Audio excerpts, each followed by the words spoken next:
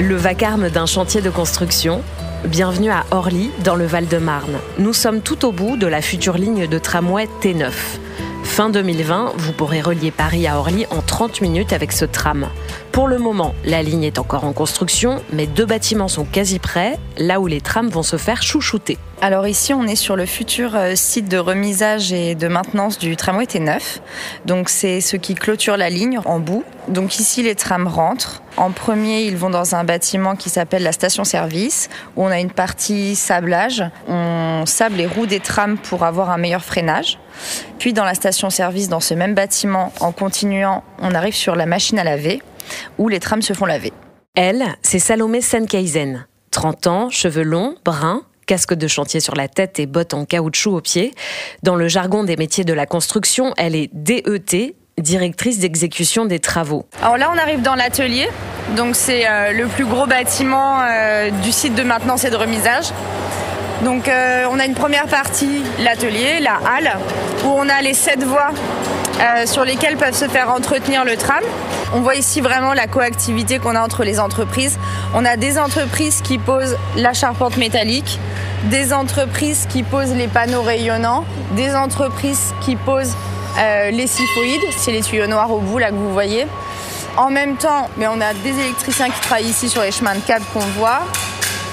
On a la grue là-bas qui est encore dans le bâtiment, donc il va falloir qu'on évacue parce qu'on n'a pas encore fini le gros œuvre.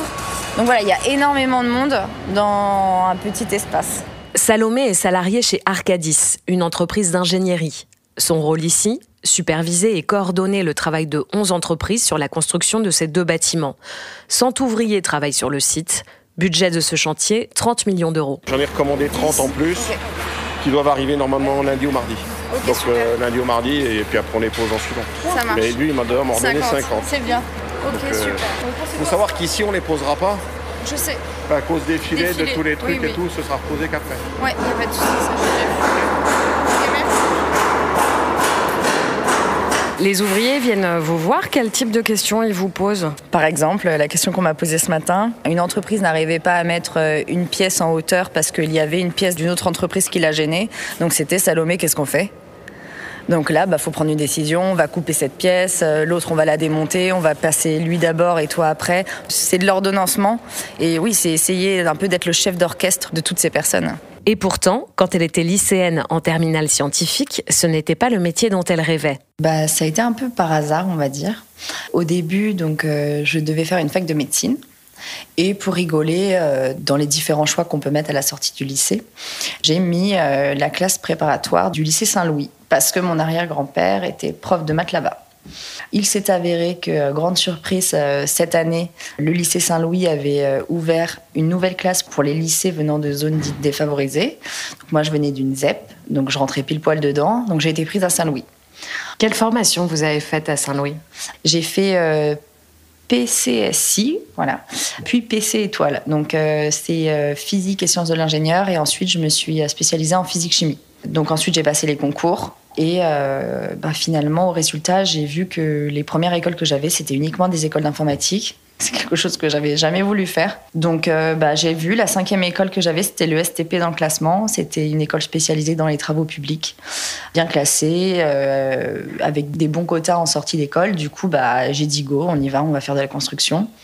Mon père est ingénieur, donc je pense clairement que ça m'a vraiment aidée dans le fait d'avoir une connaissance des métiers de l'ingénierie et savoir que ça se résumerait pas justement au numérique et à l'informatique. Je savais déjà qu'il y avait d'autres choses. C'est pour ça que j'ai cherché.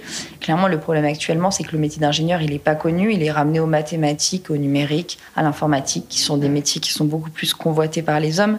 Et du coup, les jeunes femmes n'y vont pas, alors qu'en réalité, dans les métiers de l'ingénierie, on traite des sujets qui sont dits convoités par les femmes, comme l'environnement, le climat, l'hydrologie.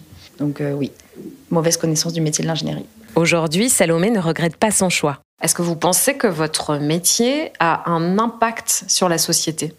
Oui, forcément. Il y a un tram qui va circuler sur toute la ligne et qui va être entretenu dans les bâtiments qu'on construit.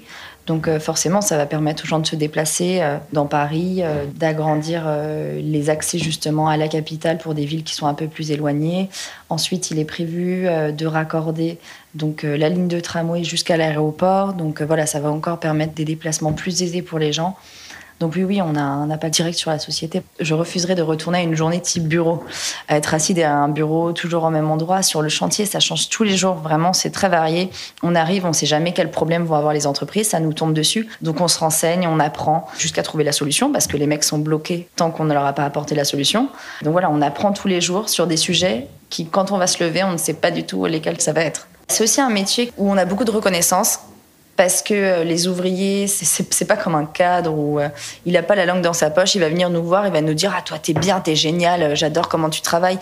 Ce qui est bien, c'est que oui, il y a vraiment un rapport humain qui est franc. Un contact franc, des relations amicales qui se nouent, comme avec Paolo Fontana Rosa, le chef de chantier électricien. La première fois que j'ai rencontré, j'ai vu c'était une femme. Je dis « Wow, on est dans la merde ». Je dis la vérité, je mens pas. Et en fait, quand je l'ai vue, une pousse jeune, j'ai dit, waouh, c'est encore, si elle avait un peu plus d'âge, j'aurais dit, bon, elle a peut-être du métier. Et quand j'ai vu qu'elle était jeune, j'ai dit, ça va être chaud, quoi. Mais elle sait s'imposer. Et ça, c'est bien, ça, c'est bien. Moi, c'est ça que j'avais peur. Que comme c'est une femme, elle ne pourra pas s'imposer, mais en fait, elle s'impose. Et après, quand j'ai vu ses compétences, je suis resté sous le cul. Et bon, il y a un peu d'amitié, on se connaît depuis un an, mais c'est vrai que c'est quelqu'un de très, très, très, très compétent. Donc ça, il n'y a pas que moi qui le dis, tout le monde vous le dira. Salomé reconnaît d'elle-même qu'il n'a pas toujours été facile d'être une jeune femme à son poste dans un univers réputé masculin. Au départ, c'était assez compliqué. Il y avait des hommes qui ne voulaient pas travailler pour moi et qui restaient assis toute la journée. On m'appelait aussi la fille et pas par mon prénom. Donc ça, c'était un peu compliqué. Après, en évoluant, le contact avec les ouvriers s'est amélioré. En revanche, il y a toujours eu, avec les autres chefs de projet, par exemple, quand j'arrivais dans des réunions et que j'étais avec mon assistant qui était un homme et qui était plus âgé, on ne s'adressait pas à moi, on s'adressait uniquement à lui. Donc non, plutôt compliqué au départ. Pour me faire accepter des ouvriers, du coup, je me suis dit qu'il fallait que je comprenne leurs tâches et ce qu'ils enduraient. Et de toute façon, je ne pouvais pas demander à des gens de couler 300 mètres cubes de béton en une fois si jamais moi, je ne voyais pas ce que ça pouvait engendrer physiquement.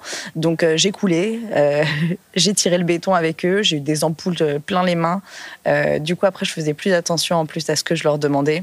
J'ai ferraillé, je suis rentrée des soirs tout orange chez moi parce que la ferraille, ça fait des traces oranges. Donc j'ai vraiment mis la main à la pâte et ça leur a vraiment plu. Ils m'ont dit que personne n'avait jamais fait ça, en fait. Au final, je pense que les ouvriers m'acceptent plus maintenant parce que justement, j'ai trimé au départ et qu'un homme n'aurait pas eu à le faire. Est-ce que vous auriez un message pour les jeunes filles qui vont mettre leurs écouteurs et écouter le podcast ? Je vais leur dire de oser au départ. Oser s'engager dans des filières ou dans des écoles qui sont masculines. Elles vont retrouver un cocon féminin et elles vont s'y sentir bien. Ça, il n'y aura pas de souci, j'en suis sûre. Et ensuite, c'est de persévérer. Persévérer parce qu'au départ de la vie professionnelle, dans un milieu masculin, on n'est pas avec des étudiants, donc on n'est pas avec des gens qui sont aussi sensibles que nous sur le sujet de la parité. On est avec des gens qui ont des stéréotypes plus ancrés en eux. Donc voilà, au départ, vraiment persévérer, ça peut être dur, mais ça va passer. Ça va passer et moi, aujourd'hui, je suis épanouie. Je rêverais vraiment de faire aucun autre métier. Je pense qu'il faut effectivement mettre en valeur des figures féminines qui sont des figures modèles. Ça peut être des femmes réelles ou même des femmes fictives. Par exemple, comme Dr House, qui est un homme scientifique. Il faut également des femmes comme ça, des héroïnes de série auxquelles les jeunes filles peuvent s'identifier. En attendant une série télé sur une femme ingénieure, je vous donne rendez-vous pour une prochaine rencontre avec de jeunes ingénieurs qui, chacun dans leur domaine, contribuent à changer le monde. C'est Le Sens des idées, le podcast de l'ingénierie engagée. À bientôt.